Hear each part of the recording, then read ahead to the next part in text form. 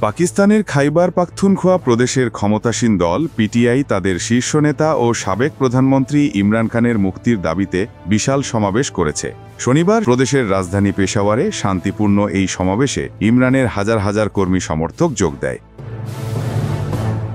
সংবাদ মাধ্যম ডনের প্রতিবেদন অনুসারে সমাবেশ থেকে পিটিআই প্রতিষ্ঠাতা ইমরান খান, তার স্ত্রী বুশরা বিবি এবং অন্যান্য দলীয় নেতাকর্মীদের অবিলম্বে মুক্তি দেওয়ার আহ্বান জানানো হয়েছে। ইমরান খানের ছবি ধরে কর্মীরা সমাবেশে তাদের নেতার মুক্তির জন্য স্লোগান দিতে থাকেন। নেতারা জোর দিয়ে বলেন তাদের সকলকে বেআইনিভাবে কারাগারে পাঠানো হয়েছে।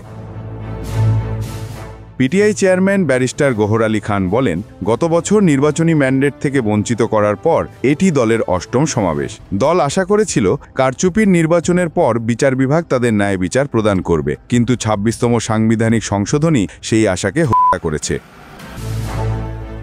তিনি বলেন, পিটিআই প্রতিষ্ঠাতা এবং অন্যান্য নেতাকর্মীদের কারাগার থেকে অবিলম্বে মুক্তি দেওয়ার জনগণের দাবি কর্তৃপক্ষের গুরুত্ব সহকারে শোনা উচিত। ইমরানের প্রতি যে অবিচার করা হয়েছে তা আসলে তার অনুসারীদের প্রতি অবিচার।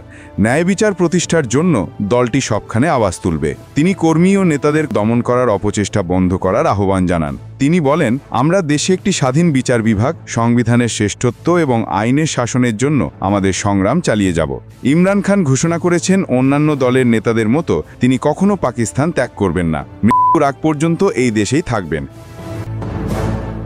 সমাবেশে পিটিআই-এর প্রাদেশিক সভাপতি জুনায়েদ আকবর বলেন, জনগণের সমর্থনে ইমরান খান আবার প্রধানমন্ত্রী হওয়ার পর যারা পিটিআই-এর নির্বাচনী ম্যান্ডেট চুরি করেছে তাদের বিরুদ্ধে আইনি ব্যবস্থা নেওয়া হবে। আমাদের কর্মীর প্রতিটি রক্তবিন্দুর জন্য আমরা জবাবদিহি করব।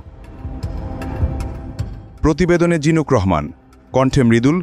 আপনারা দেখছেন ওয়ার্ল্ড ভিউজ।